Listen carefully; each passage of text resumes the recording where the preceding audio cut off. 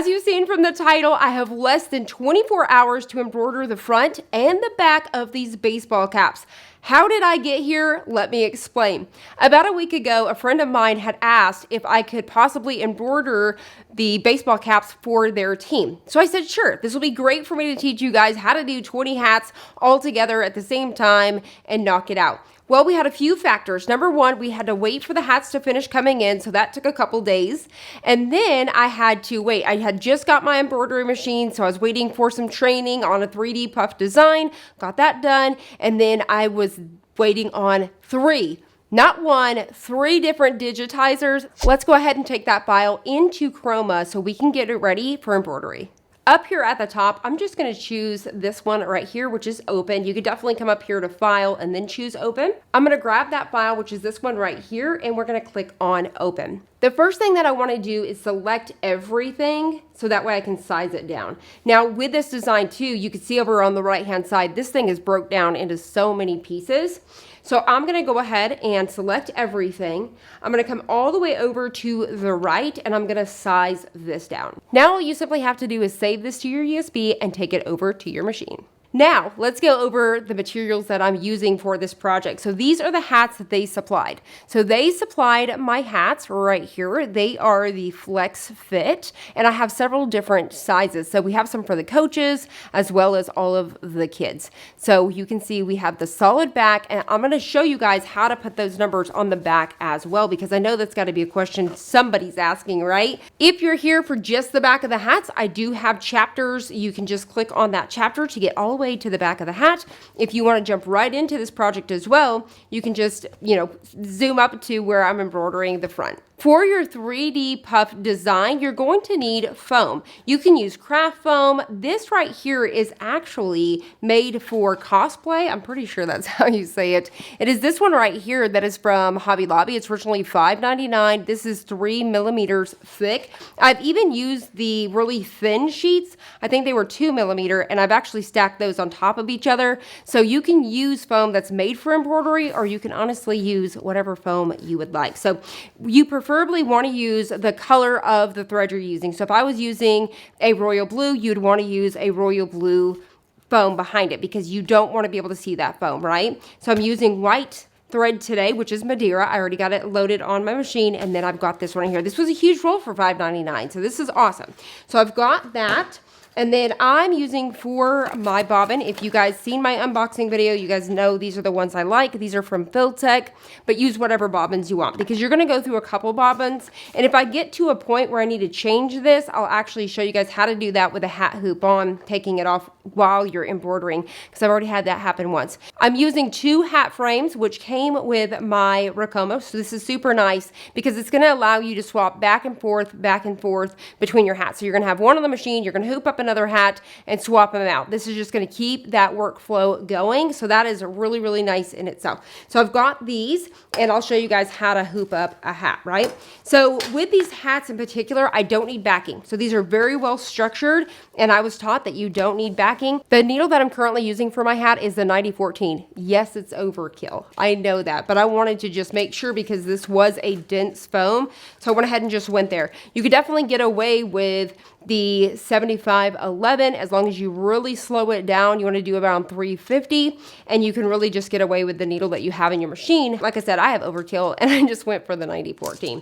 So if you guys know that that's overkill, comment down below and let me know, because I'm sure we're going to have a lot of guys up in here that do hats all the time, and you're here to critique. Let me know. I want to know all that stuff down below. Let me know what I could definitely be doing different. I'm using tape to hold down my foam. You can definitely just stick it in there, hold it for a little bit until it starts to take off, and your foam's going to stay there. I just can't stand the bobbing and the moving around of the foam, so I just tape it down. Now, if you're just doing one hat, you can just sit there and kind of not putting pressure, just kind of hold both sides. You can do that too, or just on the outside like this. You can pin it or you can tape it. I'm just using heat tape. I've got a bunch of heat tape because you guys know I work with a lot of that. So you can use regular tape, whatever you want. It just makes it so easy to hold down that foam. I think that is everything that we're going to be using, plus a heat gun. I do have a heat gun, and then I do have these tweezers right here with this sharp point to help poke in any foam that's remaining. So I'm going to show you guys how to get those threads looking the nicest and get rid of any of that extra foam that you're seeing. So let's go ahead and hoop up our hat. You want to start by bringing out that sweatband. You're going to bring it up and underneath this little metal tab. And then you want to make sure that you're going to take this band right here and you're going to come across nice and tight. You can unscrew this and actually adjust this. That may be something some of you don't realize. So if you're really struggling to get it down or you can't reach it, you can actually adjust that, but you do want to keep it nice and tight. Then you want to go ahead and pull down on your hat and put these clips and get those in place. It's just going to keep everything nice and smooth.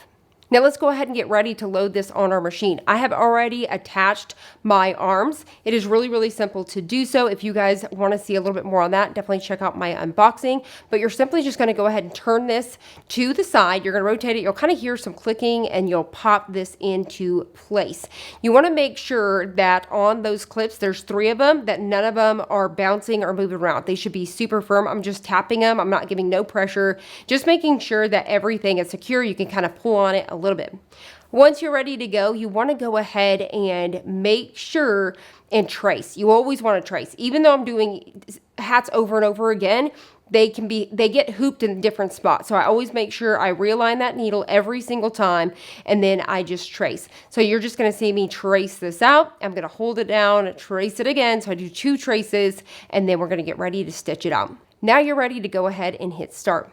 So your machine's just going to take off. I'm working mine, even though I have the bigger needle, I'm still slowed down to 350. I could bring my speed up to around 500 if I want to, or even higher than that since I have everything aligned. I should not have any sort of needle breaks at this point because I'm really aligned quite well.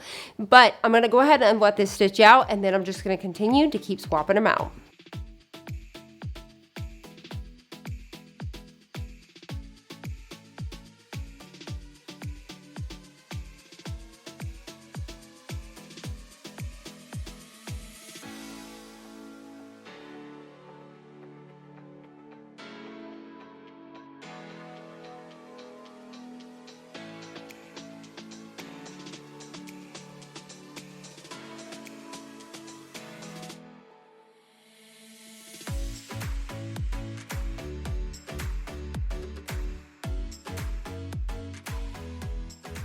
Now I want you guys to get a close-up, get a real good look at that. And you're like, oh my goodness, that's a little bit of a mess. You may, hopefully you guys are picking up on that. You may notice a little bit, it looks like fraying around it. That's because the final step that you need to do with puff is take a lighter, a heat gun like this. This is what I'm gonna use, a Wagner heat gun. And so then we're just gonna go ahead and go over this. I'm gonna have it at a little bit of a distance and I'm making sure I'm gonna get all angles. This is gonna help tighten up those threads, and this is going to help that remaining pieces of foam that you can see also kind of melt and tuck in. If you have any big pieces of foam that you really need to tuck in, you could take something like these tweezers like this or a needle. You can just go ahead and tuck those pieces of foam in. So any big pieces that you see that you need to tuck, you can go ahead and do that. So now I'm going to turn this on and speed it up a little bit because this is going to get loud, and I'm going to go ahead and heat it up.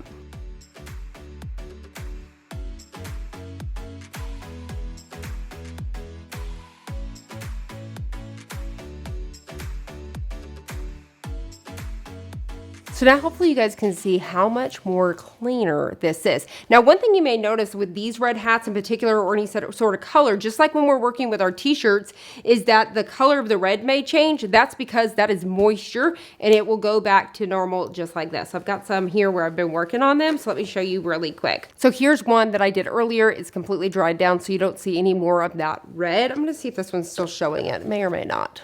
I'm not sure on the camera. I can't tell with my lighting in here. I keep it kind of dark, but it will dry down, so don't worry about that. Now I'm going to go ahead and get all of my hats done, and then I'm going to come back and I'm going to do these at the very, very end. Now that I officially have all of the front of the hats done, that was 20 hats, the fronts, use the heat gun. It works super good. I kept it on that low speed of 350. Honestly, could have bumped it up. I'm a girl. You guys that love to run it super fast, you could really speed it up and really cut down the time. For the back of the hats, it is so easy. You're gonna need 2 pieces of stabilizer for this one because it's not as thick as the front of the hat. So you're gonna put your 2 pieces of stabilizer. You're gonna take out that sweatband again, but this time I'm gonna put it on top of that metal plate just because of how big it is, and then I'm going to just keep it nice and straight and go across with the strap. Now, you may notice that it's not perfect, but I'm just making sure I'm straight and I'm just smoothing everything out. You're going to load it on the machine just as we did before. I used the Chroma software to design out all of my numbers using the font that was available. I saved them all to the USB drive. Now keep in mind, you can definitely do your numbers on your machine. There's an option to do custom embroidery and you can choose your numbers right there without having to go back into the software. So I did it right there in the software. I did them 1 inch. I loaded them one at a time and then I brought it down where I wanted it to be. I traced it a few times and now every time I change that number, it will stay in place. I don't have to keep messing with that. It's going to be in the same spot every time. I just trace, make sure it is in the center. This one will stitch out super fast. These are really quick. I mean, these are like less than a minute. So really quick on the backs. I honestly don't think it's going to take me 30 minutes to do all of these. So like I said, super easy to hoop it. Do these ones. I'm going to go ahead and take this one off just to show you guys really quickly.